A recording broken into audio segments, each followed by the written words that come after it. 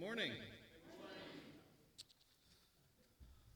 I am the pastoral intern here. My name is Don Walker, and on behalf of the session and Pastor Jim Mitchell, I would like to welcome all of you that are here, as well as those who are worshiping online. We have a couple of announcements for you before we get started this morning. First announcement is this is the last week. This is the last week of the women's Bible study. They will take a break for the summer, but they will meet at normal time on Tuesday. On June 21st, we have our men's breakfast meeting. Tristan Leidy, who's raising his hand very well over there, is the gentleman that you will need to speak to if you have any questions or if you want to figure out what it is you're supposed to be doing there. That's the gentleman to speak to. Another announcement for you all. Jen and I have decided that it is time, and some opportunities have arisen for us to transition to Charlotte. The main reason for this is seminary. Seminary is 3 hours away from me right now, and I have started doing some classes online, which is very doable, but there's a large portion of the degree that has to be done in person, and my original goal was to drive, and my wife has made it clear she does not want me to drive. And I'm thankful for that. But, there's been an opportunity that has risen at a church there for another internship, King's Cross Church, which is east of Uptown in the Charlotte area. So, we humbly ask for y'all's prayers as we are embarking on making this transition. We've got, the typical financial hurdles and some extra financial hurdles with moving. We've got jobs to find. We've got housing to find. So if you guys would please pray for us, we would greatly appreciate that. Another announcement that I wanted to make for y'all is not next week, but the week after is Synod, where everyone from the ARP is it America or the whole world? America. I'm new here. In America, we'll be gathering together, to do the Lord's work and to ensure that we all have Christ at the center of everything that we're doing, not as individual churches, but as a congregation. So if you guys would please just pray for God's will to be done during the week of Synod. My wife and I and Samuel are all going to be there in attendance. Obviously, Jim and his family will be there in attendance. And we have an elder, I cannot remember who it is, Joel and Elaine will also be in attendance. So if you all would please just pray for safe travels and again, ultimately for God's will to be done. The last thing that I wanted to share with you guys is just something that has been a burden on my heart ever since I saw it this week. Honestly, because I didn't know it was something that happened, but in Park Circle this week, they're doing their Pride celebration. Which, we all know these things happen, whatever. But there's just a couple of things I saw in it that really disturbed me. One of those things is on next Sunday when we're all, Lord willing, here worshiping, they're going to have some kind of Pride worship service. I don't know what that means. I tried to look into it. They keep the details vague on purpose, but they invite children. They invite children to a lot of these events. There's plenty of events all throughout this week that say all ages welcome. There's the drag queen story hour readings, and there's a youth event as well this next coming Sunday. And I only mention this ultimately because this is God's world, and I think everyone has their ways that they want to attack or take these things on. I'm asking you guys just to pray. If you could please pray for our town, pray for the people who are going to be influenced by these things, for the children that against their will are going to be taken to these things and exposed to things that they can't get back out of their heads. They're now going to have things in their heads that they can't decide, I just want to get rid of that. No, it's now there because their parents made that decision. So if you guys could just be praying, for them this coming week. And, Lord willing, as we've done, the mother's room and other things that we're doing in this church, my hope has been for children to be at our church. When Jen and I stepped into this church, it wasn't the first church in Charleston we stepped into. We came here after church planting ourselves and visiting a lot of churches. And even though you may see the word church on every corner, that doesn't mean the gospel is being proclaimed on every corner. And our hope is that people won't be at Pride worship services, they'll be here. We really want them to be here with you guys under this leadership, worshiping the Lord together, because Christ is proclaimed here, and that's becoming a rare thing to find. So, if you guys will prepare your hearts for worship this morning as you read from your bulletin, it's from Matthew chapter 7, verses 1 through 5.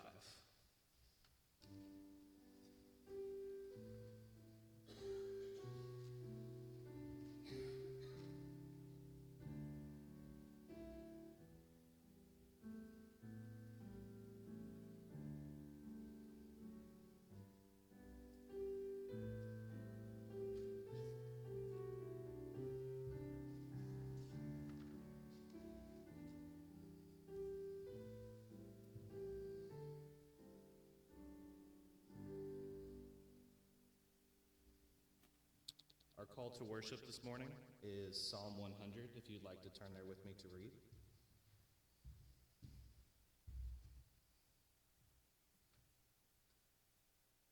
Make a joyful noise to the Lord, all the earth. Serve the Lord with gladness. Come into his presence with singing. Know that the Lord, he is God. It is he who made us, and we are his. We are his people and the sheep of his pasture. Enter his gates with thanksgiving, and his court with praise. Give thanks to him, bless his name. For the Lord is good, his steadfast love endures forever, and his faithfulness to all generations. If you please continue to worship our Lord with me as we sing from Trinity Hymnal number 363, We Gather Together.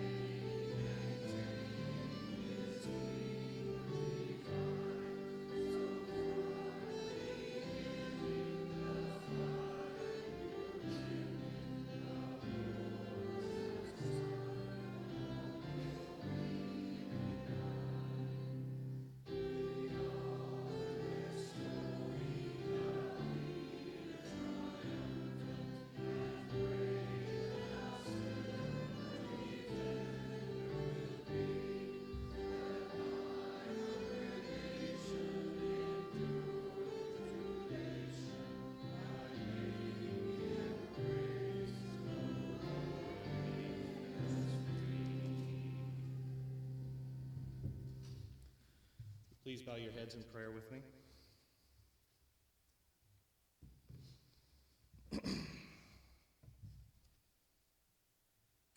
Heavenly Father, your name is exalted.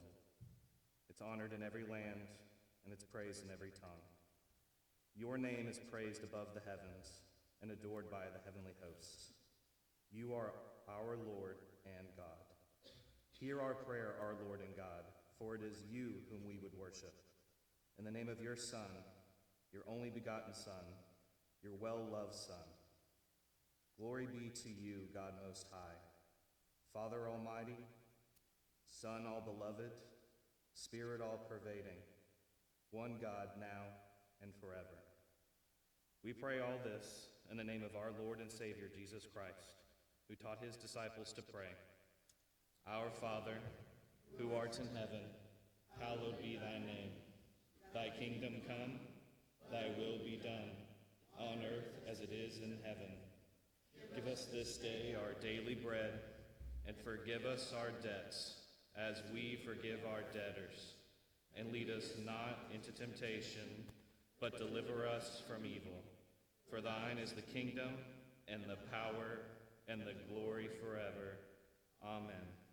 Please be seated.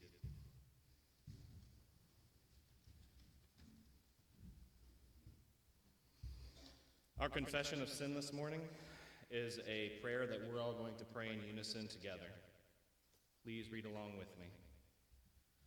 Lord God, how often I, like Israel of old, act presumptuously and refuse to obey your commandments, forgetting all that you have done for me and desiring to return to slavery to sin, as Israel longed to return to its slavery in Egypt. But Father, you are a God ready to forgive, gracious and merciful, slow to anger and abounding in steadfast love.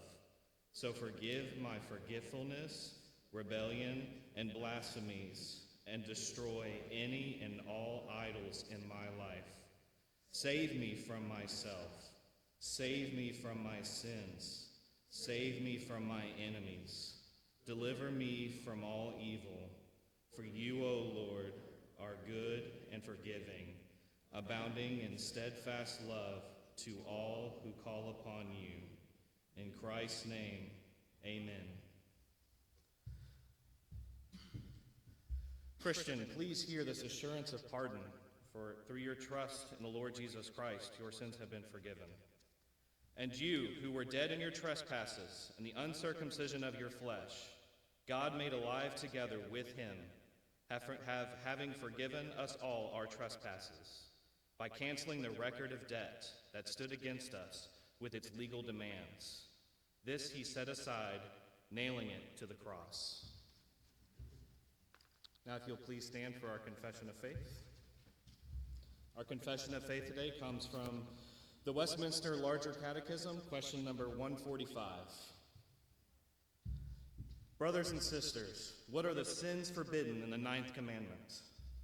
The sins forbidden in the ninth commandment are all prejudicing the truth and the good name of our neighbors, as well as our own, especially in public judicature, giving false evidence, suborning false witness, wittingly appearing and pleading for an evil cause, outfacing and overbearing the truth, passing unjust sentence, calling evil good and good evil, rewarding the wicked according to the work of the righteous, and the righteous according to the work of the wicked, forgery, concealing the truth, undue silence in a just cause, and holding our peace when iniquity calleth for either a reproof from ourselves or a complaint to others, speaking the truth unseasonably or maliciously to a wrong end, or perverting it to a wrong meaning, or in doubtful or equivocal expressions to the prejudice of the truth of justice, speaking untruth, lying, slandering, backbiting, detracting, tale-bearing, whispering, scoffing, reviling, rash, harsh, and partial censuring, misconstructing intentions, words, and actions, flattering, vainglorious boasting, thinking or speaking too highly or too meanly of ourselves or others, denying the gifts and graces of God, aggravating smaller faults, hiding, excusing, or extenuating of sins when called to a free confession, unnecessary discovering of infirmities, raising false rumors,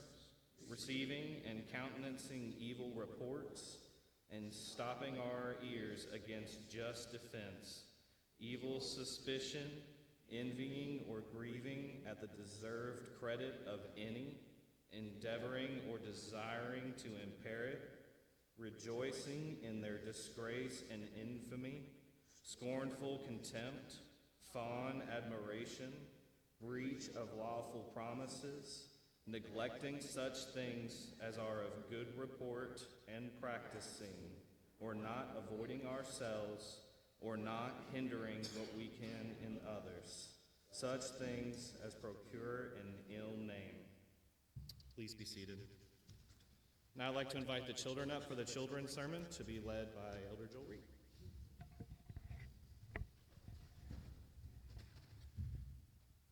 All right.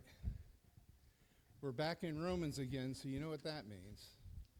Questions, right?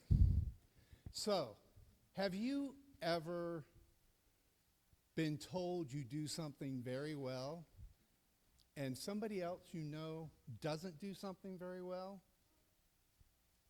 And then you go to that other person and you go, I'm better than you because I do this better.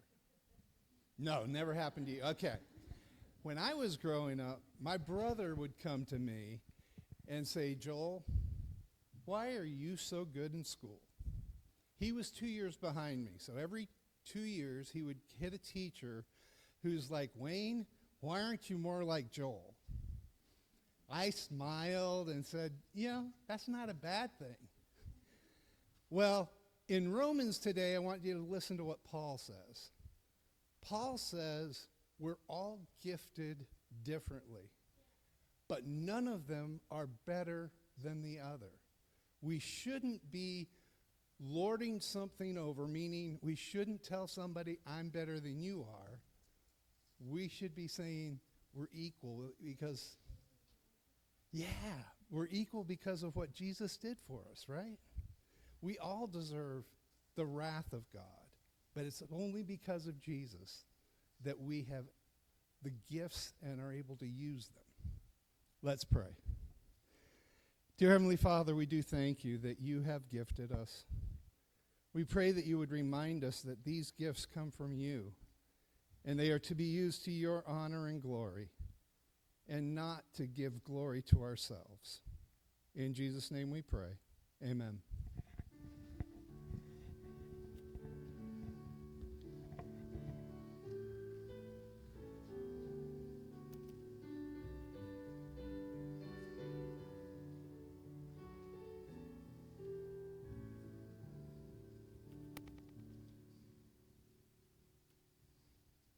Our scripture reading this morning is from Psalm 37, verses 1 through 11. Just something to point out to you guys while you're turning there. The hymn that's coming up, Commit Now All Your Griefs, it may not be, ARP Psalter number 37 like usually we have when we sing psalms, but there is a correlation between Psalm 37 and the hymn you're about to sing. So.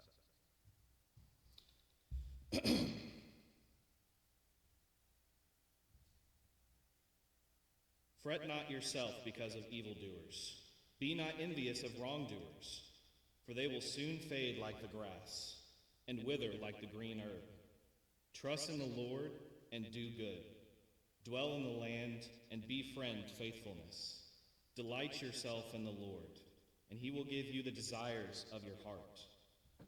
Commit your ways to the Lord. Trust in him, and he will act. He will bring forth your righteousness as the light, and your justice as the noonday. Be still before the Lord and wait patiently for him.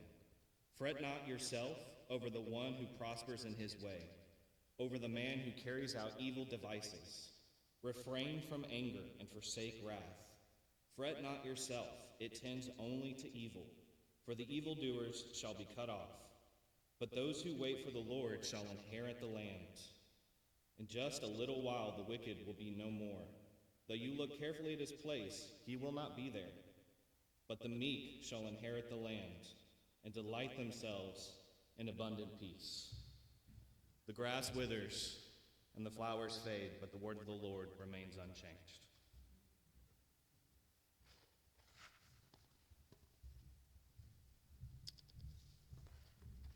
Let us go before the Lord once again in prayer. Gracious God, O Lord of hosts, Lord of angel armies, we come before you knowing that you and you alone are our rock and our fortress and our hiding place, the one who takes refuge in you and in your flawless word is surely safe. Even as we have deserved your wrath by our sin, you have given us righteousness from the Son. You have taken on the penalty that we deserved, O Holy Son of God. And O Holy Spirit, you dwell with your people. You inhabit our praises. May you be present today, that we would worship you in spirit and in truth. We know, Father, that your wrath should have come upon us, and yet you were gracious to call us to come before you boldly, knowing that Christ is the one mediator between God and man, and you give us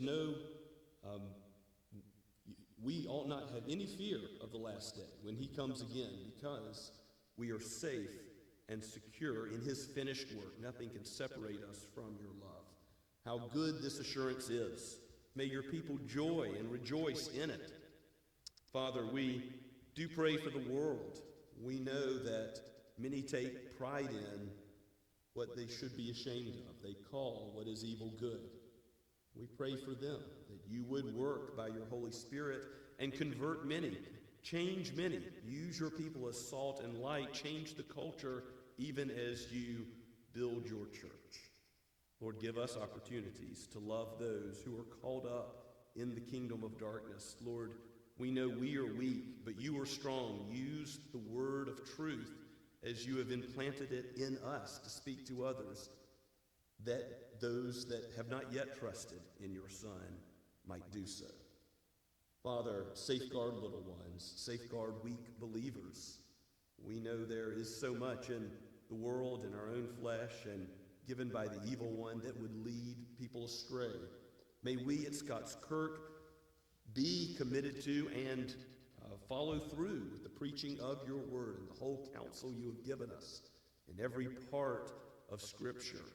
I thank you, Lord, that you have gifted many in this congregation with the ability to teach. And we thank you for Sunday school teachers and the adults and kids classes. We also thank you for those who teach the youth and for those who are part of the women's and men's ministry. May you build us all up in the word, that we grow in the grace and knowledge of the Lord Jesus Christ more and more to the praise of your name alone.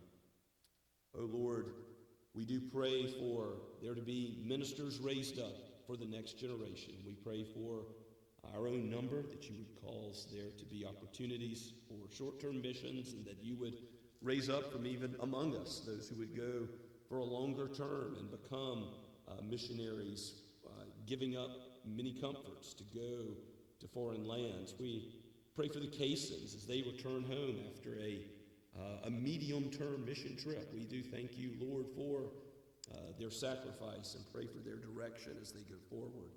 We pray for Don and Jen Walker, Lord. We thank you for Don's calling to the ministry, for his gifts as he is exercising them here. And Lord, we pray for his studies ahead in Charlotte, that you would open the way for the house here to be sold, for a house to be found in Charlotte, for jobs to be found for Jen particularly. We ask, Lord, that you would guide and protect them all of their days, but particularly as in this transitional time in the months ahead. Lord, be with Samuel. Be with all the little ones in this church. We thank you for those recently born. Father, we give you praise for those learning to worship. Lord, be with parents as they seek to raise children in the nurture and admonition of you. Give wisdom. Give instruction from your word, that those who are raised as covenant children might be a blessing to others and indeed praise your holy name. Father, we lift up all of these things, knowing that you are King of kings and Lord of lords. We pray for all those in authority in this world. We pray for our president, for the Supreme Court, for our Congress, for local leaders, for our governor. And Lord, we ask also that you would give wisdom to your people. Father, as we interact with our neighbors, as you give us opportunities for deeds of love and mercy, give us a heart even for our enemies, even as you have loved us while we were still your enemies. Father, continue to be with those who are in need, whether it is emotional need, physical need, material need. We lift up Raymond and Margit. We pray that you would be near Margit particularly. We thank you for Raymond and his care for her. We lift up Gay Schaefer. Father, we pray for those who are sick or traveling, those who are recovering from surgery. Lord, we pray for those who have recently been married. Lord, for those who will be married soon, for our graduates. We pray for Kaylin. We pray for Lydia. Lord, we pray for Rachel. We ask that you would guide and direct them all of their days. And Lord, we pray for those who are in college. We thank you for the ministry of RUF and how you have used it so powerfully in Daniel's life. Continue to do so. And Lord, all to the praise of your glorious grace. As we open your word today, use it in our lives. Teach us by it. Conform us more to the image of Christ, for it is in his high and holy name we pray. Amen. And now let us stand and sing the Lord's praises from hymn number 669.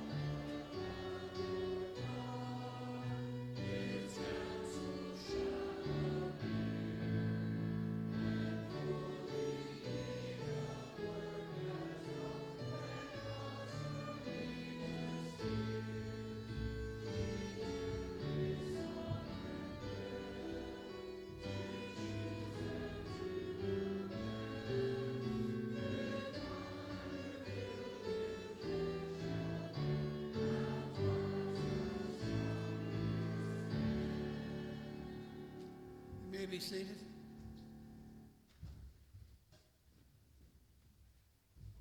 Before I pray, I'd like to have a testimony.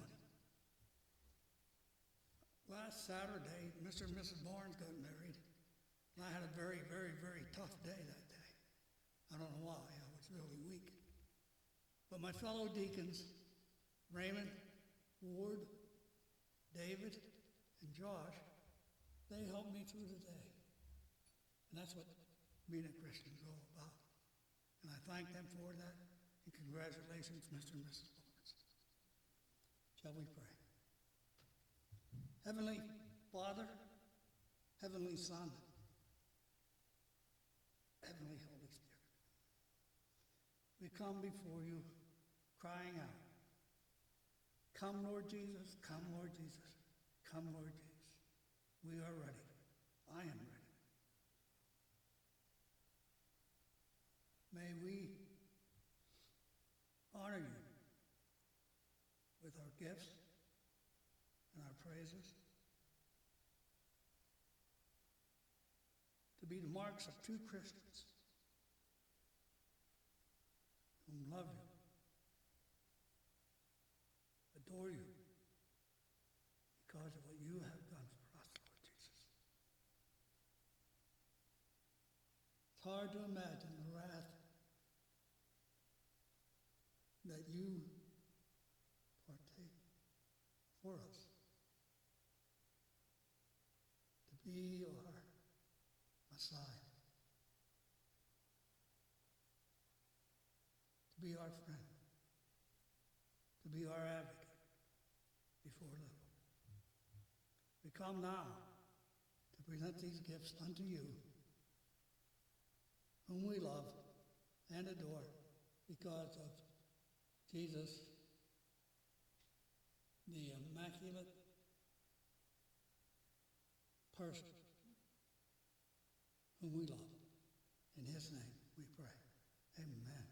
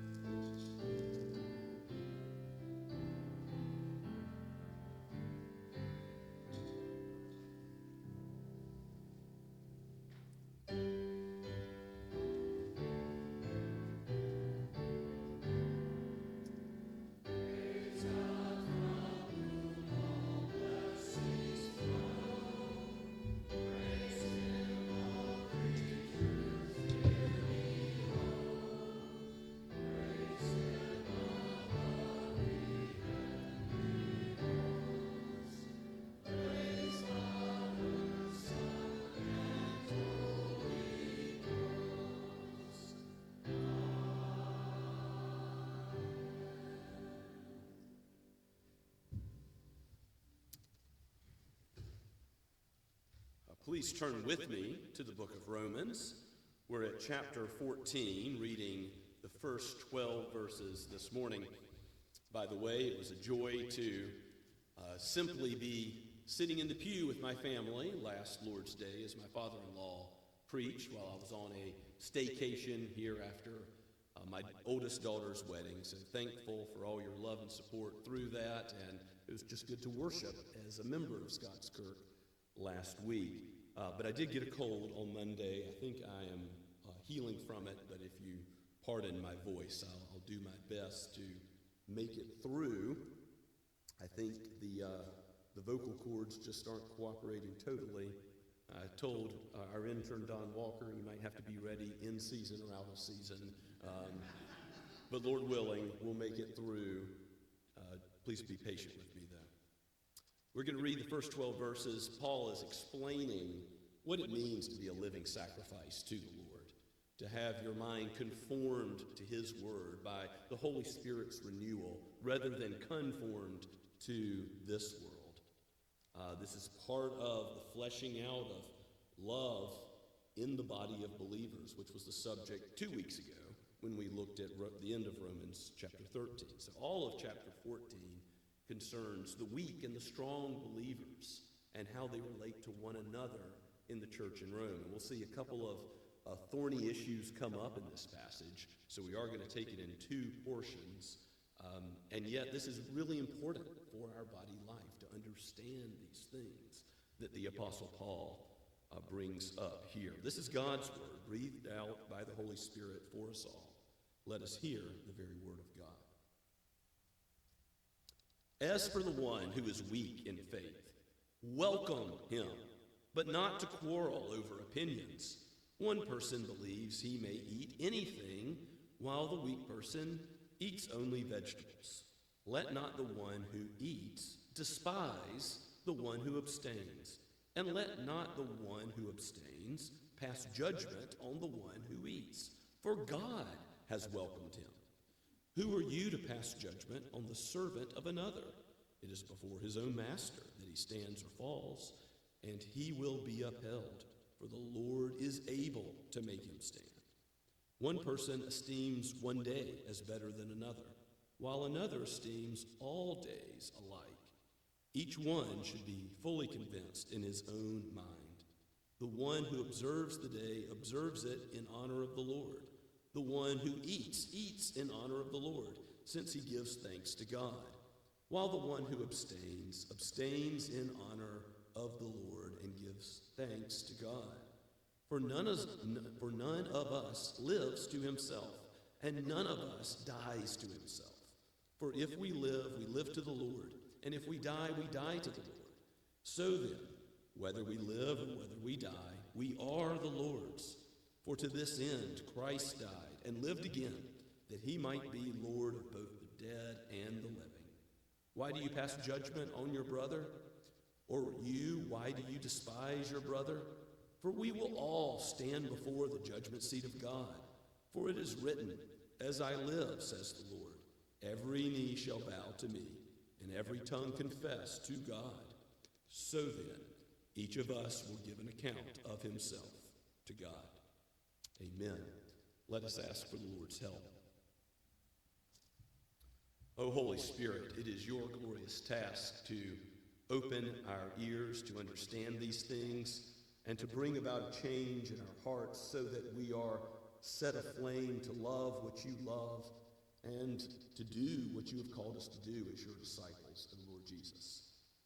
We pray, Father, Son, and Holy Spirit, that you would be present with us here, conforming us to the image of the Son, who is the perfectly righteous one, in loving you, O Father, and loving his brothers. May it be so of us, we pray in Christ's name. Amen. Well, Paul's main point in the whole passage he makes right up front. That is, they're weak Christians. They are not as mature in the faith. Yes, we're all equally justified by Christ's righteousness, but sanctification is a process. There's some who are not as far along in the Christian faith. They need milk rather than meat. And these weak Christians are to be welcomed, accepted, received, because God has received them in the church in Rome. In the church in Rome, it implies that most are strong and that there are a few that are weaker. So the idea is that the strong should not despise the weak or have a church within a church where here's the club of the more spiritual Christians, but keeping at a distance those who are less mature in the faith. And the way that Paul originally states that is right there in the first verse. And he says, don't quarrel over opinions. Now, I do want you to keep in mind, as nuance here, that Paul has some opinions he's going to quarrel over, right? In Galatians chapter 1, he says, only the gospel of pure grace and no substitutes accepted. Even if an angel from heaven should preach another gospel, let him be anathema, forever cursed. So strong words. There are things to stand for. There are things that are indispensable. But what he has in mind about quarreling over opinions is endless criticism over theological minutia. And we'll see some of this has to relate to human traditions, possibly some Jew-Gentile relationship stuff going on here too, with the eating of only vegetables for people who eat all things, or with observing a day as special versus those who did not do so. We'll talk about what that means in a minute. First, in verse 2, he brings up the eating problem. One person believes he can eat anything, while the weak person eats only vegetables. Now, Paul's saying the position of only eating vegetables is wrong. It is theologically not required to eat only vegetables, so that is an incorrect biblically position. You may eat only vegetables. It's morally permissible, but to think that you must do this to be spiritual is incorrect. So that is a weak, immature believer who's not learned all that he may learn from Scripture.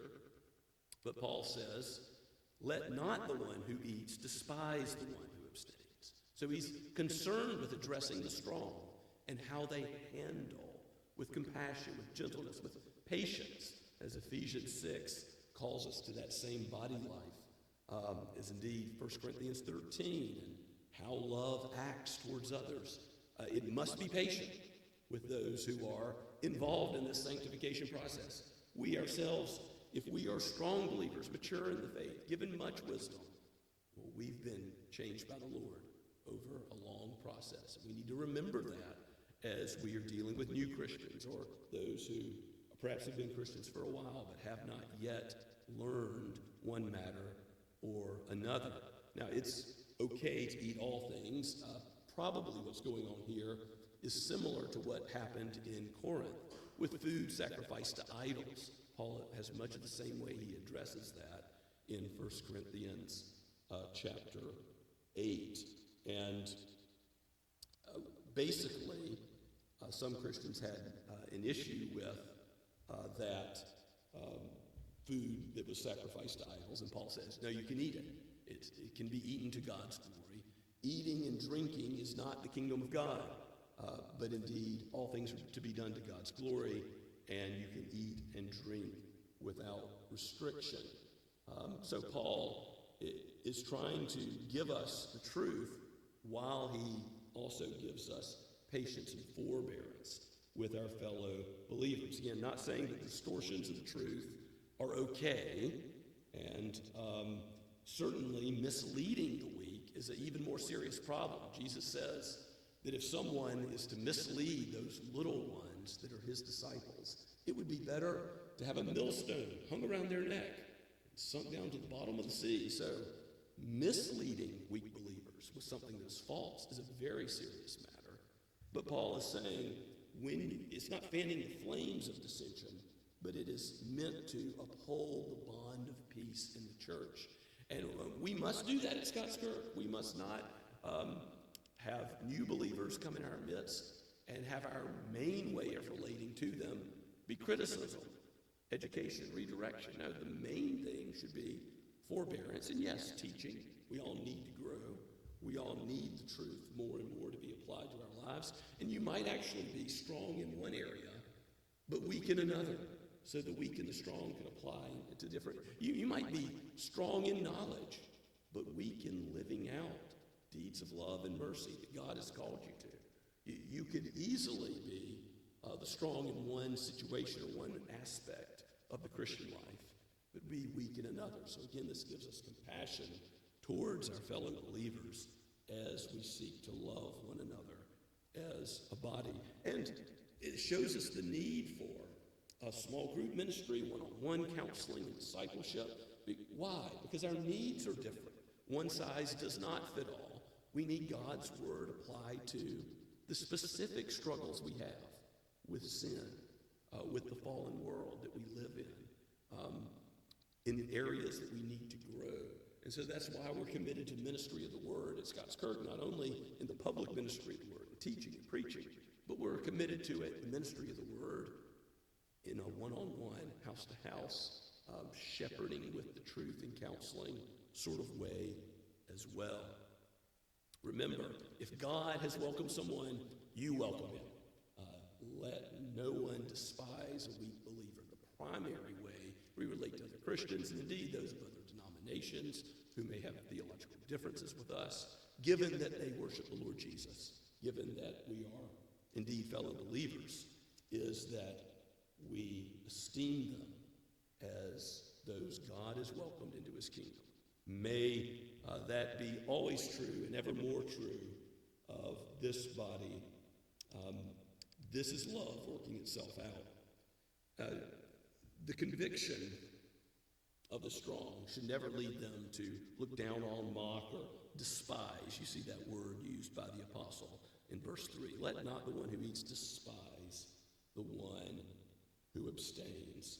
As we read through the 9th commandment, that was a lot of words for all of us, I know, about how the truth-telling is required in the Christian life. Certainly should drive us all to Christ to consider all the ways the 9th commandment scripturally applies. But as we're thinking about how it relates to the tongue and how we speak to one another or even think about one another in the body of Christ. How true it is that we need to restrain that little member and to be careful to use it for good, to let others who are immature believers know they are a part of the kingdom that God has welcomed them into. And we do desire a deep union and fellowship, though we may be at different points in our Christian walk with other believers. Now, in verse 5, the apostle brings up the issue of one day being observed rather than another.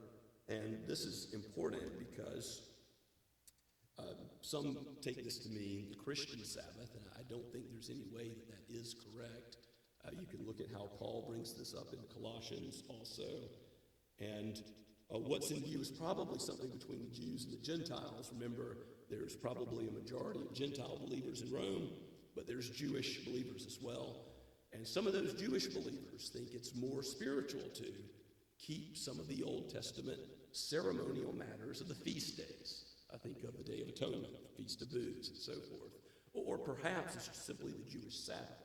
So Paul is not saying the fourth commandment is optional in the Christian life. No.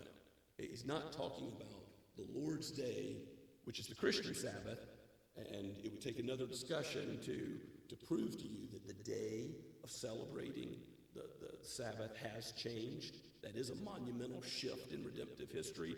Because Christ was raised on the first day, we see a pattern of the early church worshiping, coming together on the first day called the Lord's Day.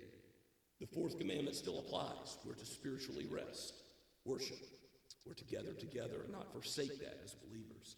And we're to physically rest. We are to take a break from the normal warp and woof of life in our work, employment, school, and give our attention to the worship of God. So, if that's not what Paul's saying, I think it must be the Jewish Sabbath observance, meaning seventh-day Sabbath observance, or possibly what it relates to the feast days of the Old Testament. And again, that's a weaker brother who thinks we should do these things.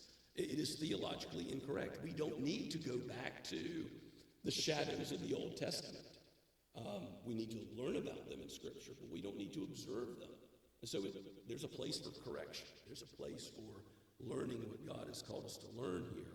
But there's also a place to say, if you've got a Messianic Jew who believes in Christ as Savior, who is trusting in his righteousness by faith and his atonement for their sins, well, they're your brother in Christ. And you ought to primarily relate to them how? Welcome them, receive them, not judge them, not despise them, but in the way the apostle is commending here. And it is true that some struggle with these same sorts of issues today, but you can apply it to other areas like alcohol use. There's some within the evangelical church who have a weak position scripturally that says believers, Christians, should not consume any alcohol due to the risks, or have some theological reasoning why that is. But Jesus himself consumed alcohol. There's a whole host of reasons why scripturally you are to be aware of the risks and to do it wisely without drunkenness or dependence. And yet there's freedom to consume alcohol as a Christian. And so taking that weak position, we should not despise those with it. We should welcome them and seek to teach the truth. Another would be holy days or church traditions.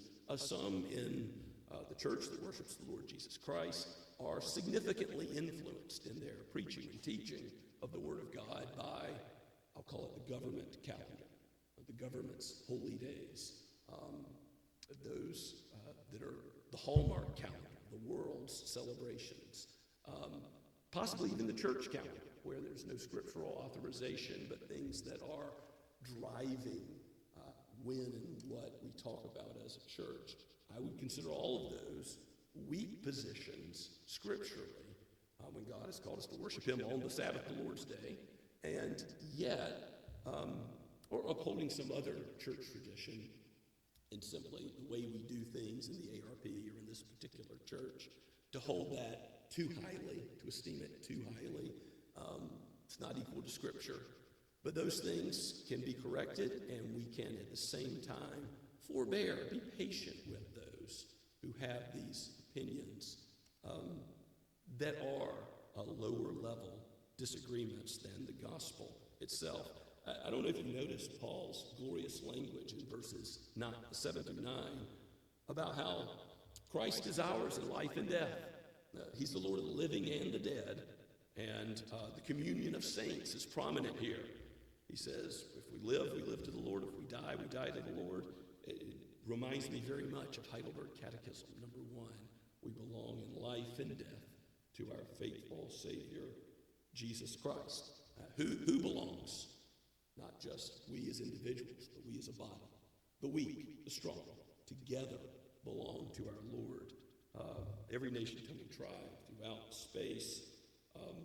This is one of the great testaments to the gospel. And so since we all belong to the same Lord and Savior, we are not to set standards that are more holy than God's standards, to make rules beyond Scripture and say, you got to keep that to be a super spiritual Christian, which is apparently what was going on with the day observance and the eating.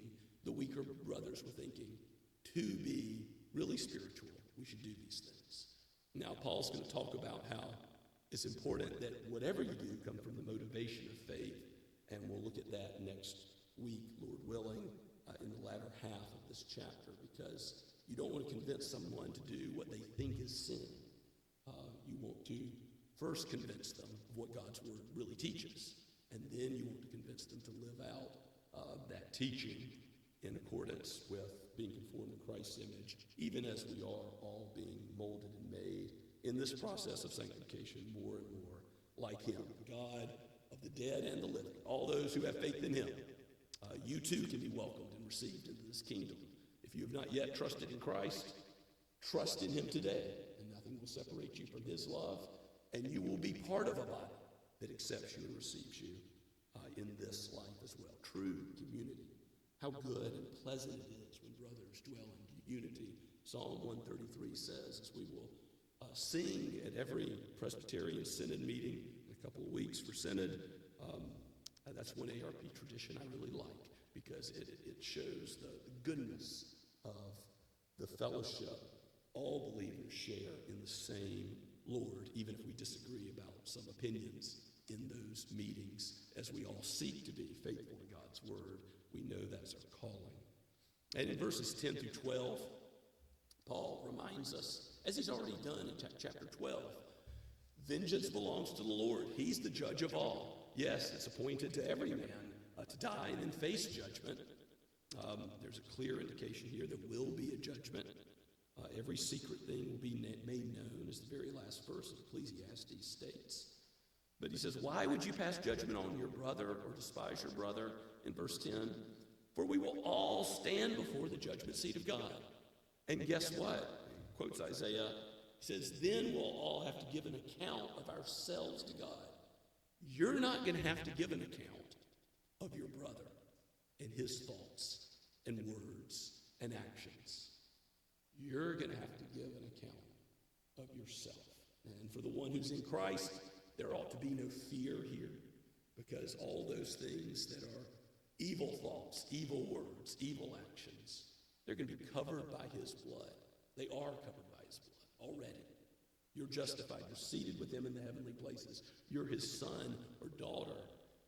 And because of that, we can face the last judgment, knowing that we will be counted just as righteous as He is righteous.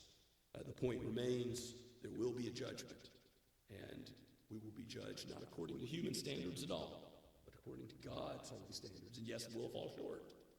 But those who have Christ have a fortress, a high tower, a stronghold that no one can break.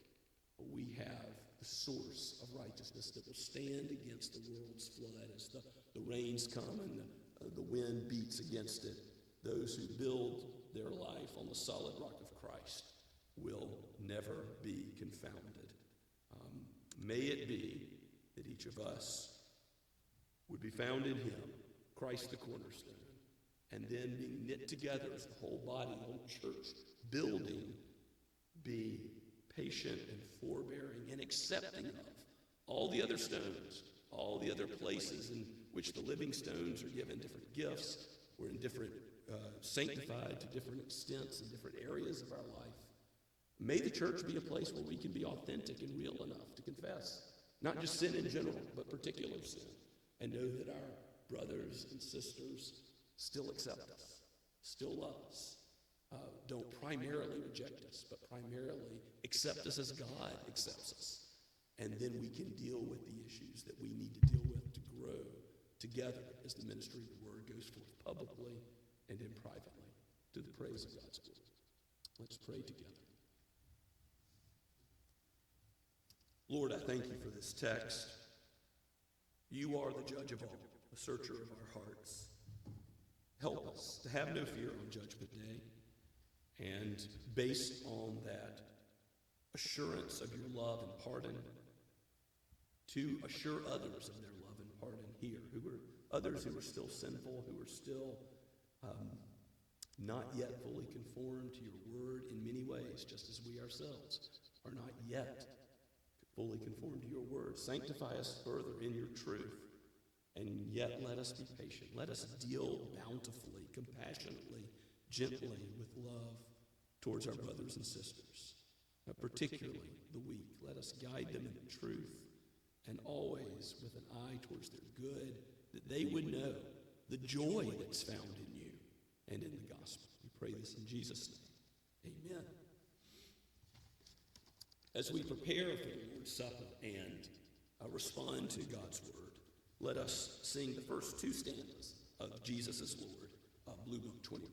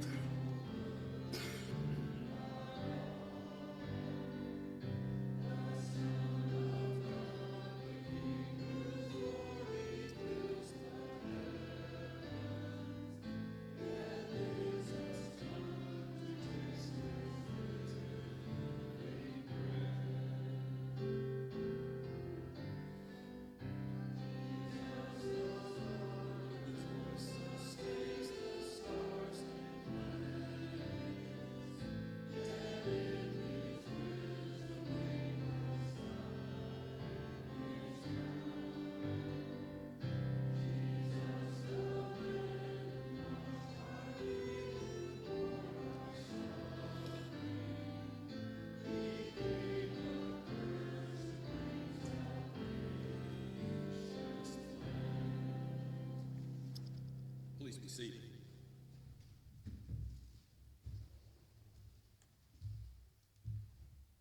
As we come before the Lord's table today, I remind you all, as I often do, this is the table of the Lord Jesus Christ. It is not the table of Scots Kirk, but belongs to him. He instituted it. It is for our benefit. He knows that we need this tangible, sensible sacrament, so that we're reminded his atonement for us, his righteous life for us, is just as real than that which we can see and taste and touch. As a physical meal powers our body, so Christ, as we're connected to him by faith, gives us strength spiritually, not only for the justification we had when we first believed and will always enjoy, but also for our sanctification process that we're involved in now, the war that we're in, where the flesh is at war with the spirit, and the world, the flesh, and the devil are at odds with God's word, where we're seeking to be conformed to that word by his mighty power, not conformed to the world. We need the sacrament.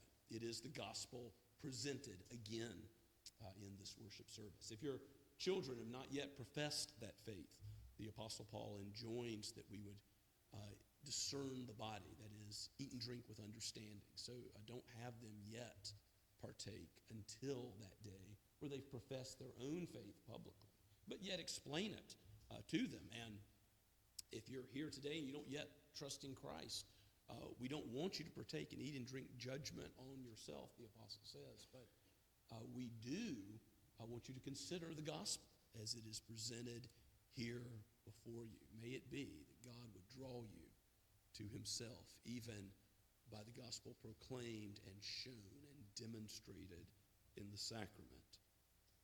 This is the Lord's table for God's people, and it is to assure us so that we would walk confidently in his love and so live a life of love towards one another as he's called us to.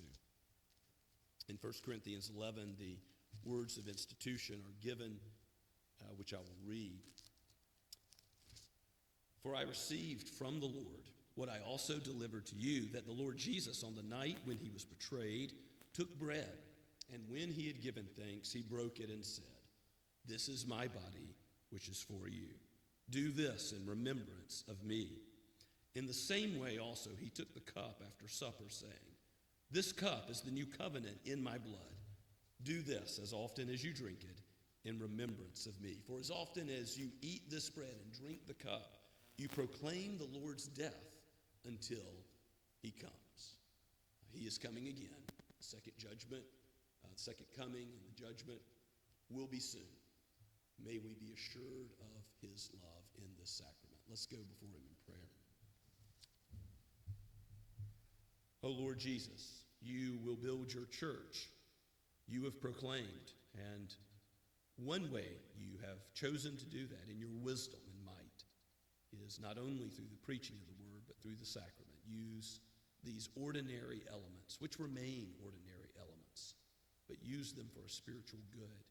And indeed be present with us, Father, Son, and Holy Spirit, even as we need your presence. We need your enlightenment to rightly understand the word, to rightly understand the sacrament. May we be participants by faith in this union which you have given us with Christ, our Lord and Savior. We pray all this in his holy name. Amen.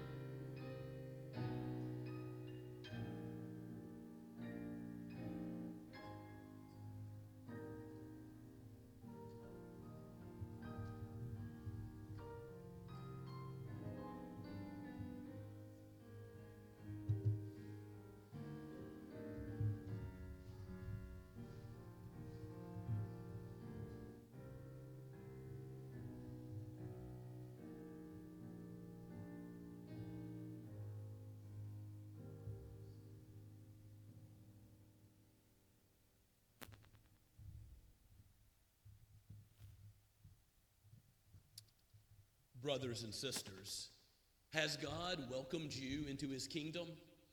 If so, delight and praise his name, and likewise welcome all those brothers and sisters that may be weaker in some way or another. Welcome and receive them as God has received you.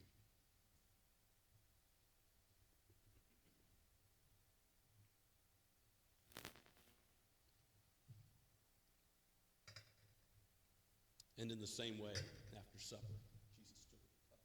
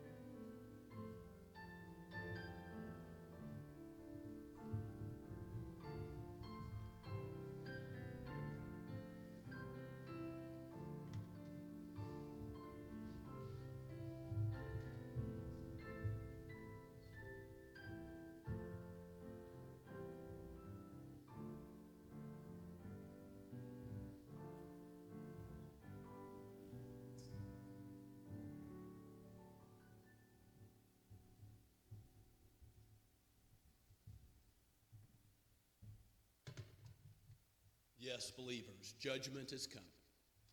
Christ has already been judged for you and for me. We belong to him, and nothing can separate us from the cup of blessing that he has secured for us and given us. Eat and drink and be thankful.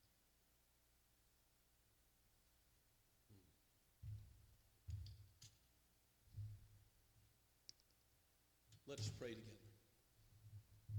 O Lord, we praise you for your wisdom and your goodness in ordaining what we need for the Christian life, for your word, how precious it is for this sacrament.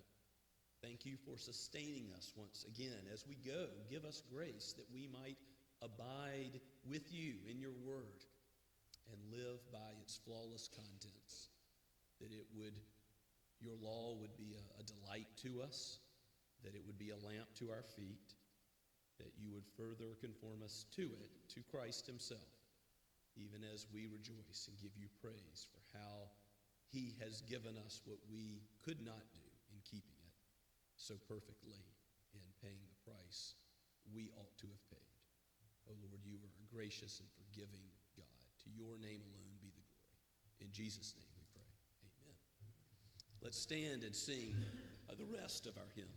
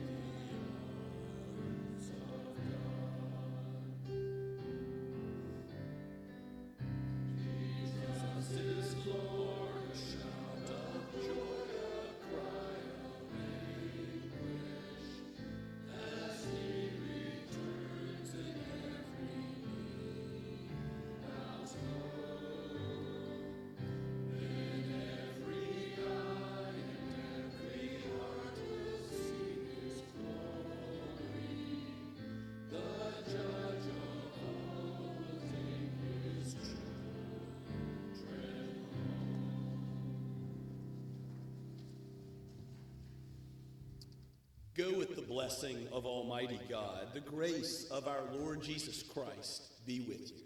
Amen.